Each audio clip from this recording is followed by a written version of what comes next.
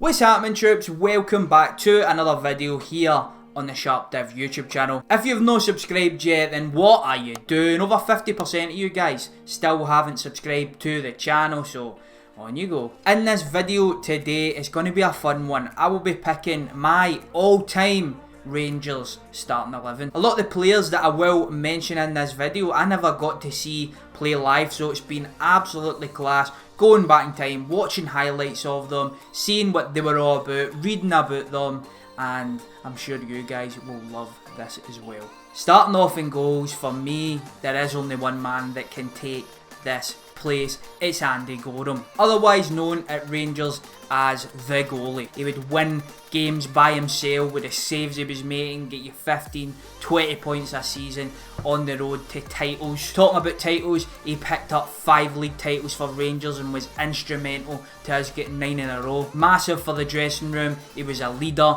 You could see that on the park when he chanted out orders to his back line. Nobody messed with Andy Goalie and everybody knew who was boss. We start off with the defence in the centre, and this one is going to John Gregg. For me, the best centre back to ever play for the club. In fact, in 1999 he was voted as being the best Ranger ever. He won 3 domestic trebles and he scored over 120 goals. That's because when he first broke into the scene, he actually played as a striker. Not to mention, John Gregg was a man that lifted that trophy in 1972 in Barcelona. John Gregg wasn't just known for being a football player, he was also known for being a great man. He led the way in 1971 when the Ibrox disaster happened and 66 people sadly lost their lives. He was instrumental in going to the funerals and getting everything organised, and to this day he still goes every single year and lays down a wreath in a mark of respect. But going back to the football, another quick little stat about the man.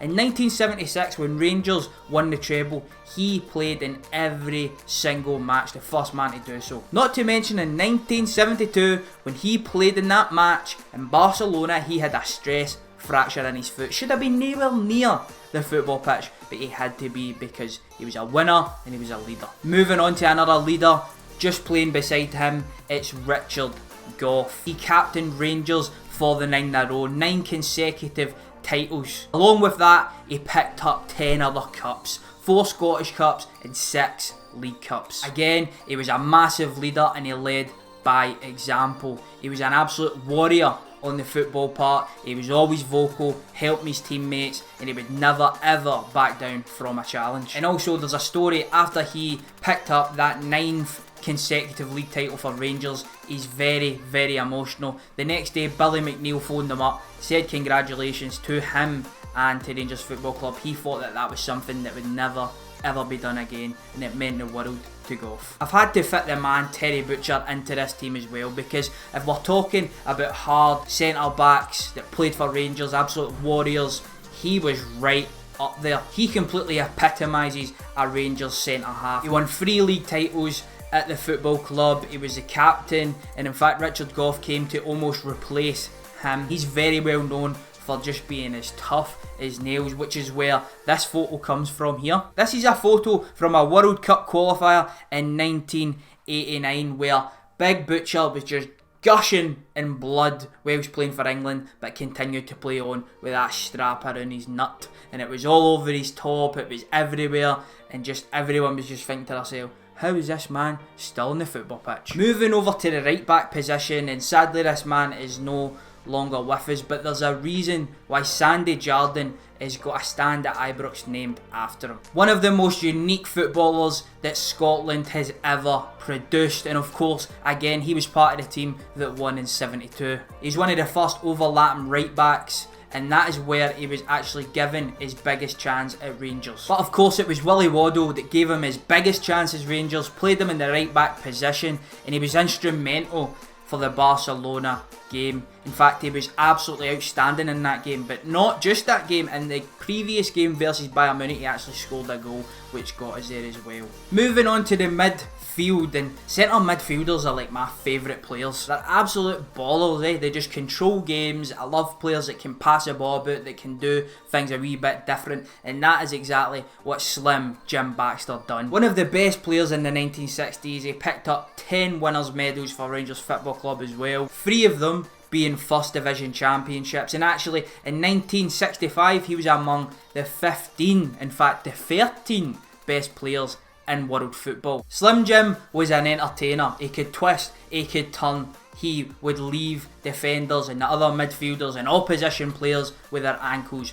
broken. One of his most famous performances came for Rangers when he was out actually gambling all night, had a few hours sleep, came to Hampden and absolutely dominated a cup final versus Celtic in front of 120,000 fans. Now playing just in front of him is the man Gazza, an absolute genius on the football pitch, the absolute player of his generation, one of the biggest names to ever sign for a Scottish team and one of the best players to ever play in this country. He lived up to his transfer fee straight away. 5 games into the season, he scored one of the best Old Firm goals of all time. Once they got a hold of that football, there was just absolutely no getting it off of him. His close control, his dribbling, and also his finishing was outstanding. He also had a turn of pace and acceleration to get away from players, but it was all up here. It was more so his football IQ that made him